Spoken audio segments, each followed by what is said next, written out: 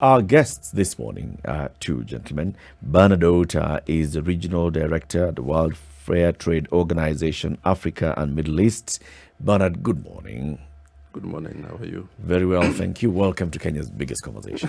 Thanks a lot. We are privileged to be here. That is the hot seat. I can imagine. of the conversation. But today we have two hot seats. So you're privileged to share the heat. At least not all of it is coming to you. With Agapeters Kubasu, who is Operations Manager, Fair Trade Africa, Eastern and Central Africa Network, and also the Fair Trade Africa's Climate Change Focal Point.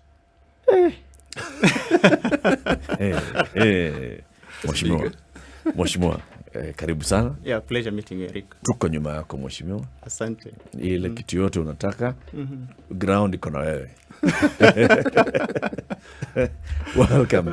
Welcome to Kenya's biggest conversation. We're going to be talking about the World Fair Trade Day. And I think, Bernard, let's just start with you. What is this day? Thanks a lot. When we talk about World Fair Trade Day, this is a day that has been designated to celebrate operators or enterprises that do their businesses in compliance with the fair trade standards, as it were.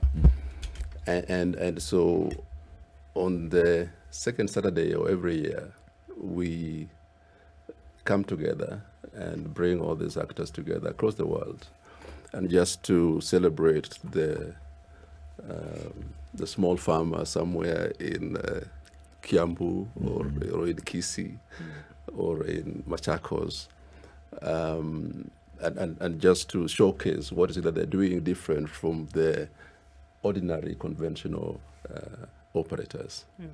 And so that's what this day is all about. And in 2022, we are focusing on issues around climate. We are talking about climate justice, what it means, and how can we do this in a fair way. But what is fair trade? Fair trade, of course, is first of all, is trade. And the question is, how do we do this trade? And fair trade, as we see it within the movement, is a partnership.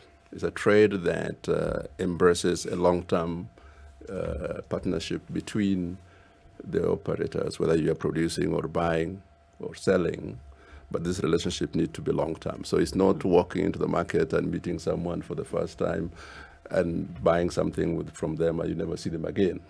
So that the relationship needs to be long-term. But secondly, fair trade needs to be done in a way that is transparent, meaning that all the cards need to be on the table when you are transacting on a business, and accountable. So you are accountable not just to yourselves as the operators, but also accountable to the use of resources that are necessary for your production. If you're going to cut the trees, the entire forest, just to produce a table, and you don't care about what that means to the environment, to the livelihood of the people depend on this, then accountability is lost. And thirdly is that fair trade then provides an opportunity, especially for small operators, the small producers, the small enterprises, that ordinarily will not compete on equal footing if they were to meet with the big guys. The big guys like, so that's what the fair trade is all about. And the opportunity that we're seeking to create is by and large targeted at small producers who ordinarily would, as I said, will not compete on equal footing if they were left alone. That definition relates to, should we say, domestic business activities. What if we use the term and we want to relate it to international trade, where, for instance, one country is trading with another, or a country that is developing is trading with a developed country. How then does this principle of fair trade work? How then is it applied? Yeah, thank you so much. And it's basically what Bernard has said, that it's a concept that looks at building fairer and better engagements with businesses. And most of the businesses, you look at them, usually the product that fair trade looks at are produces that will be sold in the international markets. So you're looking at, could be cocoa, it could be coffee, tea, flowers. And fair trade comes in to create that platform whereby a producer in Kenya will negotiate fairer terms with also a producer who is fair trade certified in the other country, so that the terms of engagement are creating value to them, and that there is no exploitation in the process, such that at the end of the day, you're also earning money, or you are getting an income that can enable you live a decent livelihood. But apart from that, it's also to say that one of the key things that we look at is how we create sustainable livelihoods and also decent living conditions for workers. Because we look at sustainable farming holistically, so that you're not focusing only on one arm of what's happening on the farm, like how is this crop being managed, but also how the person taking care of this crop, his or her welfare is being taken care of, such that when they come and you have recruited them or you have employed them on your farm and you're fair trade certified or you're fair trade enterprise, then the welfare of these people is being taken care of, so that when they leave, they can also live in an environment or in a place where there is dignity, where they are respected, where their needs are met. And that's why fair trade is really important, to ensure there is decent working conditions in fair trade enterprises, that there is fair terms of engagement between producers and businesses. And also, one of the things we look at is how best can we engage with the government, such that we get support as much as possible to push through trade. We have favorable policies to allow trade justice across the trade ecosystem. Thank you. So we say the conventional way of doing business, different from fair trade here, is that the big boys, as you called them, are the ones who then are advantageous when it comes to this trade. But we're saying now look at the smaller businesses, number one. Are we also saying then remove the elements of a middleman and then a platform upon which this trade can be conducted country to country, for example, producer to seller or buyer to seller? So basically everything about conventional business is being removed from this and allowing people who are producing and selling then to connect directly to one another? Exactly. That's the point. And that's why we are saying, and one of the key principles of fair trade is how do we establish that long-term relations? Because what happens is that the shorter the supply chain, the more benefits to the producers. Mm-hmm. And fair trade comes in to ensure that, yes, you are a producer, we are linking you with this buyer. So you're establishing one-on-one relationship with this buyer, and you're able to sell your produce. So there is no involvement of the middleman, and more benefits to the producer. And how does this work? Perhaps if I'll just mention, it works through having in place standards that ensure that this relationship is managed, because you can't just say that you have a relationship and you have no mechanism that can manage this. And that's how fair trade really comes in strongly, to establish standards that are based on social, that are based on economic and environmental criteria, to just ensure that it's a holistic system that manages how this relationship are built, are nurtured, and also managed in the long term for the benefit of workers in Kenya? Is there fair trade in Kenya? Just asking. I've listened to the principles, I've listened to what should be done, but is it? But part of the reason we are having this conversation really is to increase the presence of fair trade in Kenya, but also across other countries in the region. Yes, we have got operators in Kenya that are fair trade.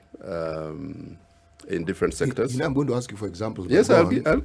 yes. We have quite a lot of We'll give you examples. No problem. So we have got fair trade operators in Kenya, and traditionally, the relationship has been between the producing entities and the buying entities. Both parties ordinarily will be fair trade, and so they each comply with the standards. But this is part of the reason why we want this more and more operators to get in this space in Kenya. And so when you walk outside Standard newsroom and the next shop, then you probably can be able to identify easily. But yes, there are operators in Kenya. Within WFTO, we have got close to 20 operators in Kenya. I'm sure within the space of where Kubasu is, there are a number of operators that you can mention. And if you want to look for a fair trade product, we can direct you to where to go. Yeah. Just a number of things that are taking place. Just housekeeping. Okay. Yes. Oh, sorry. Thank you very much, gentlemen, for joining us. So this conversation is happening live on SpiceFM, on KTN Home, on SpiceFM YouTube, and also on Facebook on the World Fair Trade Organization Africa and Middle East page. That's the World Fair Trade Organization Africa and Middle East. And the two gentlemen that are here today are also very generous. They've got deep pockets, and they're saying, now that we're here, and we're talking about fair trade. How about we talk about fair trade and ask people to join us in this conversation on fair trade? So we'd like you to go to Facebook and search for a page called Fair Trade and Climate Justice. That is Fair Trade and Climate Justice. It's actually a group. Join the group on Facebook, Fair Trade and Climate Justice. When you join the group on Facebook, then the next thing I want you to do is, this is your palm. Yes. On your palm, write two things. Climate justice. You can choose a pen, a felt pen. You want to pick paint, whatever you want to do. Write on your palm, climate justice. And then the next thing you do is, let's do it fair. So write that on the palm. Climate justice, let's do it fair. Take a photo, climate justice, let's do it fair. Take a photo of your palm and post it on the group. Now, the ladies and gentlemen at the Fair Trade and Climate Justice page will be reviewing and seeing who's written nicely, who does very well with cursive writing, and they'll select some 10 winners. Yes. Each of them winning how much, Bernard? 100 euros. Way. Foreign currency. But the way we doing a calculation. We already do. Sorry. We already. How many times am I allowed to post my palms? How many palms? I think what is important is also to encourage other people to do the same, because we want to create a vibe. So it's not just you showing your palm 20 times. So the more people involved, let others know that they can do this. And this morning there was an issue. Raffle that was done to select two first winners, and we have those names. So at the right time we'll share them out. Great. But in total, we want to have some 10 people winning. Yes, so 100 euros each. Exactly. So at the end of the day, on Saturday, the 14th, which is the climax of the celebrations, thereafter we will identify 8 other winners. Could you just, for example, yes, that's yes. I'm not sure whether. So this is what you need to do. Climate justice. Let's do it fair. Exactly. And then post it on that page. Okay. Ndu. Okay, so I mean, still looking at who can participate, and you talk about fair product. How do I know I'm buying a fair trade product, or how do I know that I can trade a fair trade product? Is it voluntary? Is it legally binding? Have governments come into place to hold hands and say, okay, guys, let's get into these partnerships and agreements? How does one become a fair trade operator? Yeah, thank you. That's a very good question. But before I respond to it, perhaps let me just try address the previous questions on the presence of fair trade in Kenya. I will say that Kenya is one of the core countries for fair trade. and in Africa, it's the third. If you look at the operator, actually the second. If you look at the operators who are fair trade certified, and we are big in coffee, we are big in tea, we are big in flowers. You go to the Naivasha region, you'll find that most of the flower farms are fair trade certified. You go to tea sector, we have over 25 certified organizations, and this is the tea that you consume. Only that, this is why we're here pushing that you know that part of your contribution is to the fair trade movement. When you talk about fair trade, no, please go ahead. But coming back to the question of standard and voluntary, yes, they're voluntary. No one is actually forced that you should be in the fair trade system. They are voluntary, but determined by the private owners. These standards are market driven, so they are based on the market need. That the market in Kenya is looking for products that meet certain quality, products that have been produced in a certain manner. The consumers in the north are looking for these kind of products that have met the social, have met the environmental criteria. So as fair trade, what happens is that there are systems that ensures that these standards are set, and fair trade is also guided. You can't just wake up and decide that I'm going to set a standard. Standards are developed in a consultative process. It's very elaborate. The person that will be affected are involved. The governments are involved. The partners are involved, and even consumers are involved to give their input on what do you think if we were to come up with this standard, what kind of requirements do you need to go into this? And afterwards, they're validated. But also, you find that the owners of the standard have joined together to come up with a coalition. We call that International Social Environment Accreditation Alliance, ISIL. That does determine that there's credibility, that the standards that are being set can meet the threshold, and also there's mechanism for continuous improvement, because things change over time. You can't say that what worked in 2010 will basically work in 2022. So everything keeps changing. So once these standards have been set and have been determined and they're okay, we also have certification bodies, and these bodies are also regulated. I can't just come in and say I want to audit this kind of an organization. No, I have to go through a certain accreditation process. And there is International Standardization Organization, ISO. I think we are all familiar with it. They have a code, ISO 17065, that determines who can become a certifier. So they also are accredited to come and start auditing. So these bodies, for fair trade, we have what we call FLOSAT. FLOSAT is an acronym for Fair Trade Labeling Organization and Certification, that inspects farms to confirm that these farms comply with the social, comply with the economic, comply with the environmental criteria that have been set forth in the fair trade standard. And these form foundation of our approach that you have to meet. So the farms will apply. And applying, I wouldn't go there as Kubasu and ask them, please come and join fair trade. They'll make their own decision. Because one of the key components of fair trade system is democracy. Can they go and sit with their respective board, decide that we want to join fair trade system? And if they want to leave also, they are free. They just write, we want to leave fair trade system, we'll come back later. if we feel that we are ready again to come, we won't even say no, because that's a voluntary decision to come in and leave. Yeah. What I want to ask is, even as we consider all these systems, does this system also consider, you mentioned social, does it consider those who help in bringing about these products, the workers? You talk about Kenya, you talk about flower farm workers.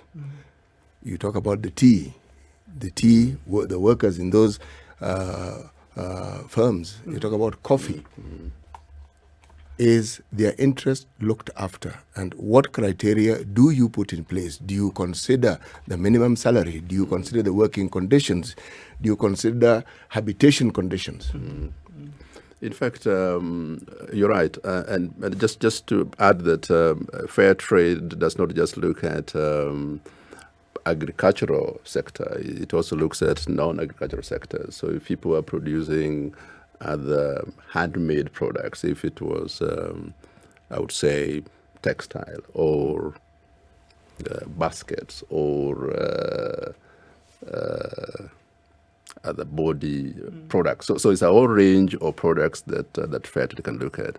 But just to answer your question directly,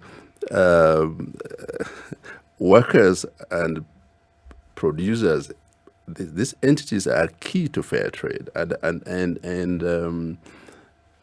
when an enterprise wants to be part or want to integrate fair trade practices within their businesses, the key element there is the human being. In fact, while all businesses are supposed to think about profit, within fair trade, the priority usually is on the human being first, the welfare of the worker, the people, and the environment. So these two elements are very key to fair trade. We're not saying don't make profit, but if the profit becomes the supremacy in your business, then it's the reason why we are faced with all these challenges. So it's just so. And when audit is being done, as Kubasu is saying, one of the key principles or compliance criteria that's looked at is how fair trade is impacting the people who are behind the production. That's a big one. Let's take a break at 8:30. Kenya's biggest conversation happening on KTN Home, on SpiceFM, on YouTube, on Facebook. We are talking about, World Fair Trade Day. With us in the studio is Agapeters Kubasu, who's an operations manager for Fair Trade Africa, Eastern and Central Africa Network, and Bernard Outah, the regional director of World Fair Trade Organization for Africa and the Middle East, reminding you about how to win this. Go to the Fair Trade and the Facebook page again. It's a Fair Trade and Climate Justice Facebook page. It's a group. Join the group. Take a photo where you write Climate Justice, let's do it fair. Climate Justice, let's do it fair. And you stand the chance of being one of the 10 winners who is going to be receiving €100. Yes. 100 euro. This is the Situation Room. Our guests, Agapeters Kubasu, Operations Manager, Fair Trade Africa, East and Central Africa Network, plus the focal point for Fair Trade Africa Climate Change. And Bernard Outah is the Regional Director, World Fair Trade Organization, Africa and Middle East. We are talking about World Fair Trade Day 2022. This day takes place every year on the second Saturday of May. So, see, this coming Saturday is the second Saturday of May. So it's happening this Saturday. The theme this year is climate justice. Kubasu, you are the focal point for climate change at the World Fair Trade Africa. Tell us about climate justice and fair trade. Yeah, thank you, Eric. And when we speak about climate justice, we are exploring ways through which we can deliver fair, inclusive approaches on how to help producers, especially in the South, overcome challenges that have been brought about by climate change. And the unfortunate thing that happens with climate is that those that are most affected are not that are causing or responsible for the effects of climate change. And you find that, I'll just give an example that when we look at the number of workers and farmers across the continent, more than 1 million of farmers that we work with as a fair trade movement, these are people whose livelihood have been affected by climate change. But you find that they're struggling in a way to earn income. They're struggling in a way to find ways through which they can adapt to climate change. They can mitigate effects of climate change. The little that they get, the concept of fair trade helps these farmers and workers, at least through establishing what we call a safety net, which is called fair and minimum price, that determines that whatever they are producing is not beyond the cost of production, so that when they sell, they can at least recoup back the cost of the investment. So the efforts we are doing, you find that they are still getting the little to invest in climate change mitigation and adaptation efforts. But they're not the one responsible. If you compare the carbon footprint, you will find that they're among the lowest. Sure. But they're the one, again, carrying out efforts to manage effects of climate change. So climate justice is about what can we deliver as fair trade? What can we deliver as Nduko to help these producers overcome the challenges? What role can governments play so that we are looking at the root cause? We are looking at what are the resources available and from where, because we need also to mandate those that are responsible. Climate change is no longer an ecological crisis. Climate change is an economic crisis. Climate change is a public health crisis. Climate change is a social crisis. And that's why we are saying we need social justice, we need climate justice. But I welcome Bernard to also contribute. Yeah. Even as you do that, Bernard, so then what does climate justice look like, especially for the operators of fair trade? What does it look like when we are saying that we are going or asking for climate justice from governments, from global operators and global partners? I think first of all is to appreciate what Kubasu is saying, that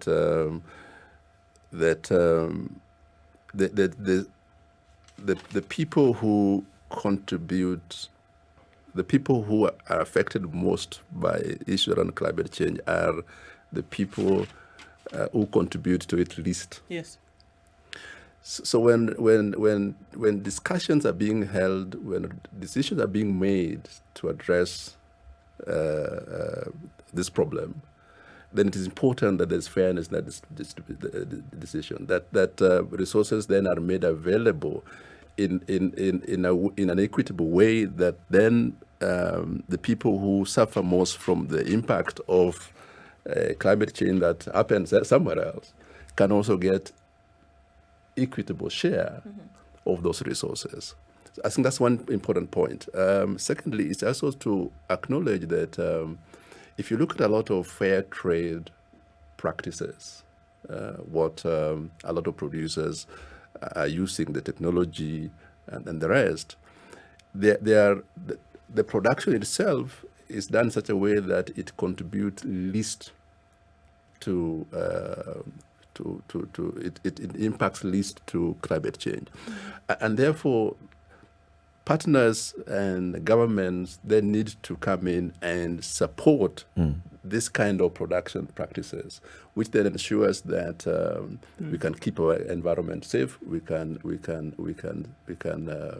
ensure that production continues without adverse effect on the current generation and the future generation. So this is the support that I think, in a practical way, fair trade operators will require, both from their legitimate governments as well as partners. But I think importantly is, when you talk about justice, is to say, look, the concern should be that the people who get affected most have access to resources that they require in order to respond to those challenges. Yeah. When people hear about this whole conversation about fair trade, there are many who will associate it with producers and the practices being employed by the producers, whether it's employment, whether it's the methods used to produce. But how about the consumption side? If people wanted to, support this movement, fair trade and climate justice, as consumers, how do they join?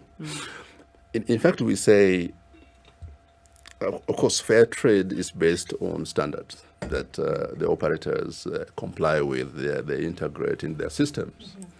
Behind these standards, there are also government regulations that are also integrated this. There's also the ILO, which provides a lot of standards around child labor, work and labor, that kind of stuff.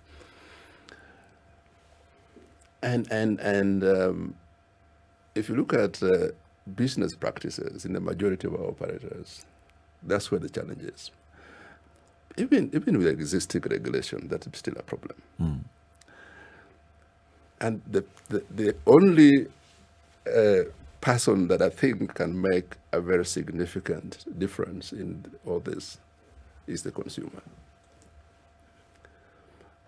That the consumer has the power to determine how I produce as an operator. Because if I decide I'm not going to consume Standard News, for example, We have to change. you have to change. Yep. And so the reason why fair trade has taken such a significant route in the North is because of the consumer. The consumer was demanding that I want to know the practice behind this product that I'm buying. So yes, when I walk into a supermarket, when I walk into a shop as a consumer in Nairobi, at the back of my mind, of course, I need to consider my pocket. But I think beyond the pocket is to ask myself, who has produced this product I'm buying?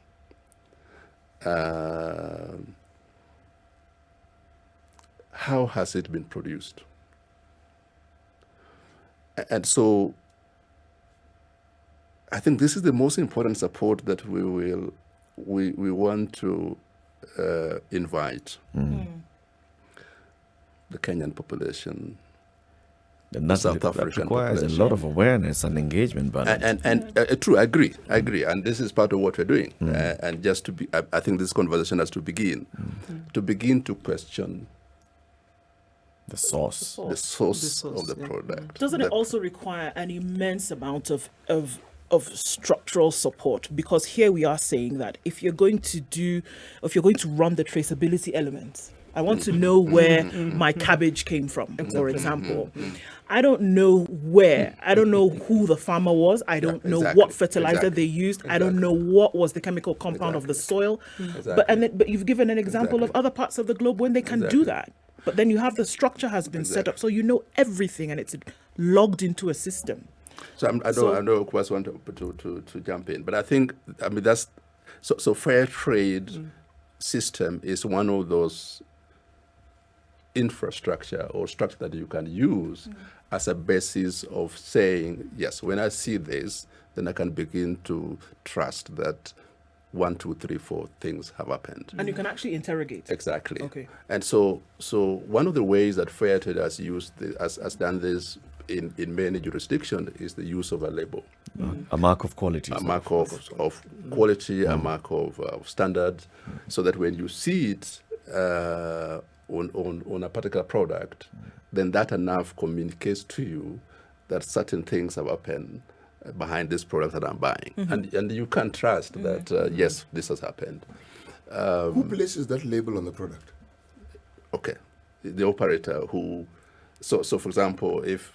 I'll give you an example. So one of the members of fair trade in Kenya, for example, is Machakos Cooperative, for example, that produces both coffee and baskets that you can use in your offices as a dustbin, but also for your shopping if you want.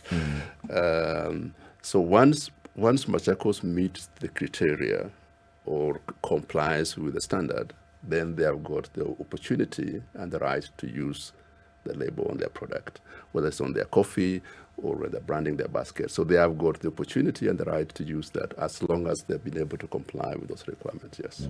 You know, everything you say makes sense. And if I look at what the fair trade movement has done, it has definitely changed conversation. It has definitely raised the bar in terms of ensuring that there's equity in some of these matters.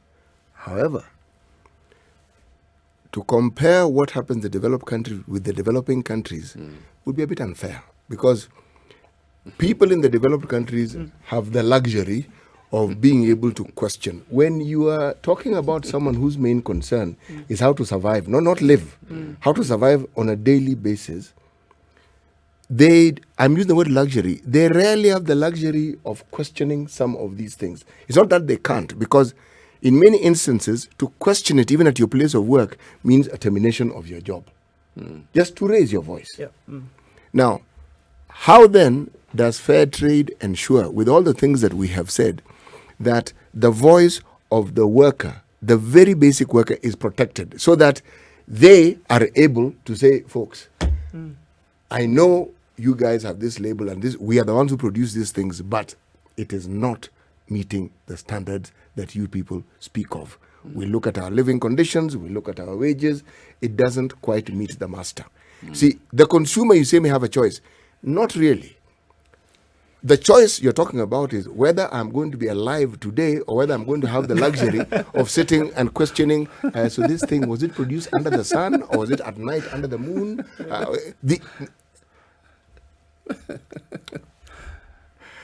That's a Kubasu, very take that. that's a very interesting perspective. But I want to mention that the development of the standards takes into consideration the existing national laws. So standards are not developed outside the national laws. For instance, if I am an auditor and I'm auditing the fair trade standards, then I'm looking at it against what does the workplace policies say in Kenya. What does the Employment Act for Kenya speaks about wages? What does it say about occupational health and safety? What does it say about waste management? I'll definitely look at wastewater use regulations of 2006 just to compare that all these things we are talking about are in tandem. And in standards, we apply which is stricter. So if the national laws is stricter, then the auditor will look at which favors the worker. But fair trade also, one of the key things it looks at is how do we take care of workers' rights? Where is the freedom of associations? You go to fair trade certified farms and you'll see different. These farmers are, rather workers can express themselves. They have established associations, they have trade unions on the ground that they can work with and raise their issues if they feel aggrieved. Fair trade standards establishes grievance reporting procedures such that when a worker is discriminated, and fair trade standards do not condone discrimination at workplace. If it happens, then you are out. Forced labor, you're out. Child labor, you're out. We don't condone such practices, such that these workers are empowered. These workers can make their own decision. And that's one of the key things about this model, that we are looking at how best can these farmers and workers make and invest in their own future by making their own decision. But most importantly is to say that when you're looking at freedom of association, of course, we work in partnerships. We want to bring on board who are the like-minded people that fair trade we can work with to ensure that as much as we are speaking about sustainable livelihood, we are working together and growing this ecosystem to ensure that there is socio-economic development within communities. I think also, just, digging further into the concern that's raised by CT, in terms of at the consumer end, and the consumer then demanding and driving the higher demand for fair trade practices, I think the consumer is fairly sharp. Yeah. And if I know that if I'm going to buy sukuma wiki and Mama so-and-so's sukuma wiki comes from sewage and Mama so-and-so's sukuma wiki comes from a certain farm that we all know is and they are priced the same, then consumer will definitely go to for the sukuma wiki from The farm. the clearer farm, the cleaner farm. So it's the same thing. If we get to a point where there's a lot of awareness that if I see this label, I know this is fair trade and I know this comes from good, well produced and well accompanied with good practices, then I think the consumer will eventually be going for that. Exactly. Because they're given a choice. It's at this particular point where I'm thinking, yes, I want to buy sukuma wiki, and I'm going to buy sukuma wiki. But if I get the choice of I have sukuma wiki that is, this one does not have residue, this one does not come from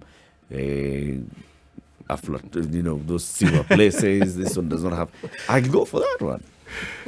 You're right. It's creating that balance of awareness for me. But as you're creating that awareness, let me also see it in practice.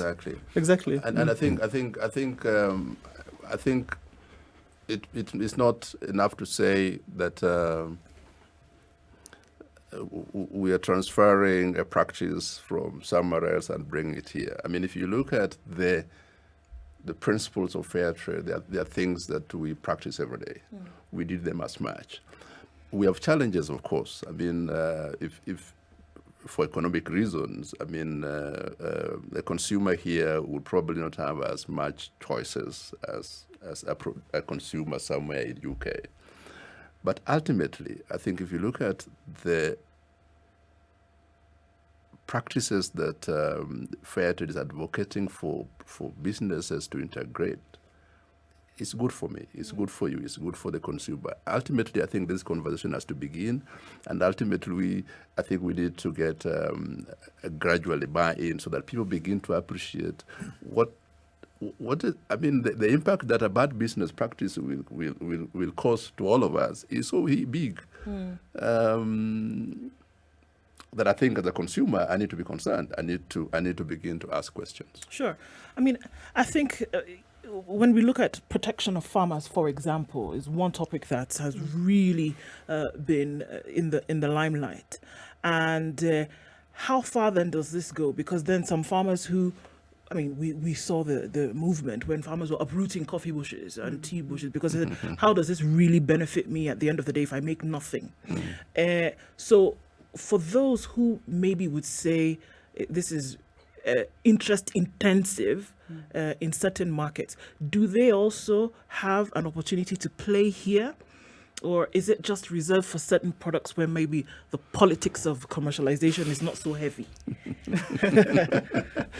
Yeah, that's very interesting question, and thanks for it. I would say that the reason as to why a farmer will uproot coffee bushes is, of course, there are no returns. Yes. But when you look at the fair trade model, what it has done is that farmers are protected such that everything they do, if I'm a farmer and I'm fair trade certified, I'm not going to sell that produce at a price less than what has been set as minimum price. And minimum price is determined based on cost of sustainable production. What kind of inputs have I used? What labor have I used? And as this labor that I've used and inputs and even my time I have spent on this farm, consumerate with what I'm going to sell on the market, such that when the market prices come down, this farmer will still sell at a higher price. So that's like a safety net that protects this farmer. So that's one of the things that we do as fair trade. Number two is one of the concepts that you are now pushing, is how can we encourage consumption at origins? Because it to me it makes no sense, and even to the fair trade system, to be producing 100% for the global north. Right. Why can't we, in a small way, start this conversation, and glad that we're here today, so that we are looking at can coffee or tea that is processed locally in Africa be consumed in Africa, such that consumers are aware why they are consuming such kind of high quality teas. We don't want to go to the shops and then we are being... I don't know how best I can put this, but you're not getting the quality teas, the quality coffees. Yeah. Can we also access this quality stuff in the market? And how can we support farmers? That's why we're having this conversation, that these products are available, that we can also access quality by supporting the farmers, get a fair price, supporting the farmers, get engaged in value addition processes at origin, and then sell, but ask the consumers, are you ready to purchase these products? Because that's what we are looking at. Mr. Kubasu, they do have value. It's just not the highest value. And as Kenyan consumers, we also deserve yes, exactly. grade because, A. Yes, because what we drink, for instance, is tea in your tea bag, what you call tea dust. Just so that you understand. Yes. Okay. I'm glad you said it, because those are the hard facts that no one wants to listen to. Those are the big issues. With the tea dust, when you ask the Kenyan consumer, I'm sorry to use Kenyan consumers, they'll tell you it's the best tea. They don't know what Meanwhile, the they have best no is. idea. Meanwhile, they have no idea. Because we don't know. But when you compare dust tea versus the better quality It's tea, called PF1. and Eric has spoken about consumer quality, the sewage and the clean farm analogy, you'll find they are totally different kind of stuff that you're speaking about. And that's why we need a lot of sensitization, understanding that when you see the fair trade label on a product, what it means even to your own health, it simply means that the product that you are consuming has been ethically produced. No chemical prohibited chemical was Yeah, used yeah. in its production. And most of them will find that they have even undergone natural production processes that are really good for your health. Yeah. That's true. So, World Fair Trade Day happens this Saturday, the second Saturday of May. The day will be what date? 14th. It's the 14th of May 2022. We've been asking you to go to the Fair Trade and Climate Justice Facebook group. Join the group, write on your palm 2 words, climate justice, and also write, let's do it fair.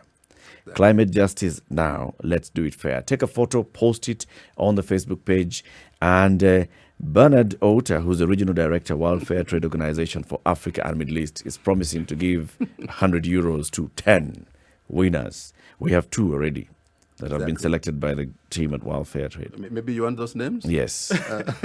I was given 2 names. One is Lux. It's an interesting name. Lux, Lukes, Obonyo. And then there's Mary Nadenge. Lux Obonyo and Mary Nadenge, congratulations. You win 100 euros each. There are 8 more winners to be selected by Bernard and the team. So please just go to that Facebook page, do like that, take a photo, post the photo. Thank you, gentlemen, for joining us. Just as a last point, I think the question that I know time's running up. I think fair trade standards can be applied to any enterprise. It's not just the big commercial. Any enterprise you can apply fair trade standards in their business practices. So it's open. Asante sana. The Situation Room, Kenya's biggest conversation.